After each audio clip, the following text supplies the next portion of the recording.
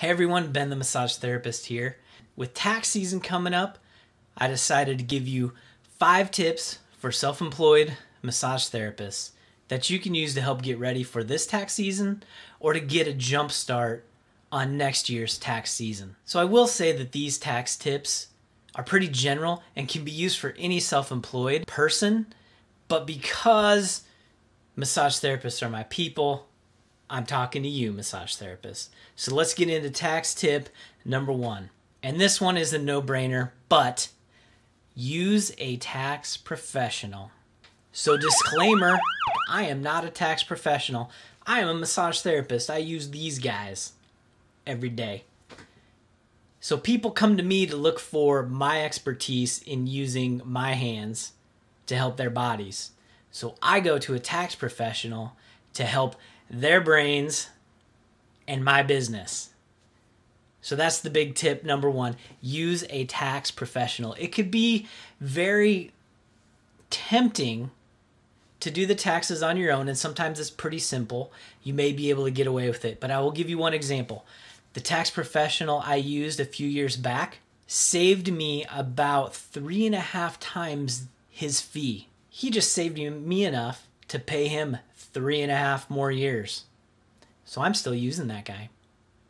Use a tax professional. Let's get into tip number 2. Tip number 2 is also pretty general, but if you have not already established yourself as a separate entity and not a sole proprietor, you have to separate your personal from your business. So that could mean setting up an LLC, an S Corp. However you and your tax professional decide what is best for your particular situation, you should set that up. What that means is if someone were to go after your business, let's say they are suing you for some reason. I don't know why anybody would want to sue your business because you're awesome. But it would keep your personal and your professional stuff separate. So no one could go after your house if you owned a house, or your car, or any kind of personal assets you have. They could only go after whatever the business owns. So that is a great reason to keep your personal and your professional separate. Form that LLC. So let's talk about tip number 3. Tip number 3. Tip number 3. Tip number 3 is claim all of your income. Let me say that again. Claim all of your income. There's a belief that owning a small business allows you to get away with not claiming some of your income in order to avoid paying more taxes. So if someone pays you in cash, you don't claim that income, therefore you don't pay taxes on that. Well, let me tell you, the IRS has a way of estimating what you should be bringing in and what amount of cash you're going to be bringing in. So in the very unlikely event that you get audited, they're going to know if you're claiming all of your income or not. And if they find out you're not claiming all of your income, guess what? You've got to pay penalties. You've got to maybe even go to jail. Tax evasion. We don't want that. Now let's talk about this a different way. So what if you are underreporting your income? So you're actually making more than you tell the IRS than you're actually making.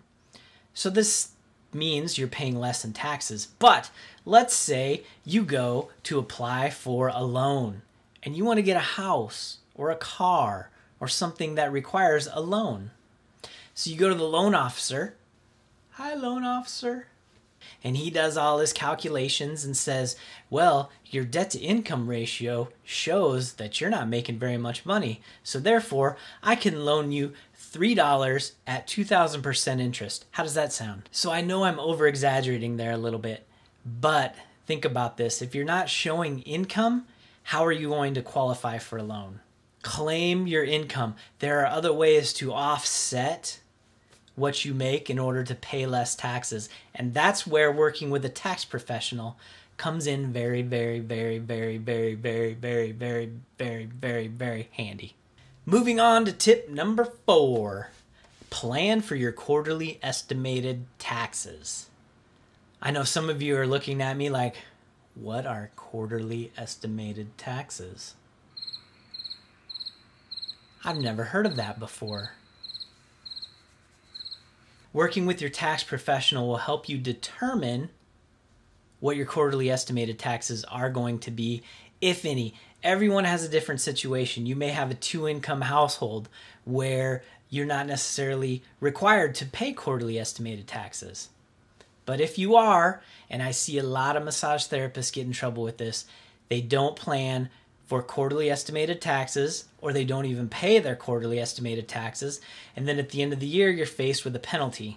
Nobody likes penalties. Penalty! So here's what I'm going to do. I'm going to show you 2 ways to prepare for your quarterly estimated taxes. You're going to need to work with your tax professional to determine what your quarterly estimated payments are going to be. But once you have that determined, we're going to look at the first approach. And let's just assume that your quarterly estimated taxes are going to be $1,000 every quarter. So that means every 3 months you send in $1,000 to the IRS. So here's how we do it. We set up a separate bank account. You could call it a savings account, wherever, somewhere where this money is out of sight. Have you heard the term out of sight, out of mind? So if you don't see this money, you're not going to be tempted to spend it because it's already spent on taxes, technically. So if we were to break down $1,000 into 3 months, that would equal $333.33 per month. Okay, well, I take in my deposits at the end of every week. So if I need to pay $333, tell you what, let's just round that up to $350 because it's a little easier. So if I have to save $350 every month and I'm bringing in my deposit at the end of every week, let's just break that down into how much do I need to put in to that savings account for taxes every week. Well, $350 divided by 4 equals $87.50. So we could round that to 90 or keep it at 85, somewhere around there. So every week when you bring your deposit in, you deposit $87.50 into your tax account, and your other business account keeps the rest of the money. So all we're doing is making sure that we have saved $1,000 in 3 months. Let's look at approach number 2. So the second approach is pretty similar to the first, and let's just assume that we are saving up for that $1,000, but we have fluctuations in how much we're earning, which could affect how much we owe at the end of the tax year. So instead of having a set number, say $350 a month, let's just say we're going to put in about 20% of each deposit, 15 to 20%. So self-employment tax is about 15.5%. So if we set back 15 to 20%, we'll have enough to pay for taxes and maybe a little bit more at the end of the quarter. So when I take my deposit in at the end of the week, I take 15 to 20% of that deposit and put it into that separate bank account. Easy peasy. You'll be able to pay your estimated taxes, and at the end of the year, you'll have a little surprise bonus for you. Buy some Christmas presents for people. Yay, Christmas presents. All right, let's talk about tip number 5. Use tax software. There's no reason at the time this video is filmed that you should not be using tax software. It's affordable.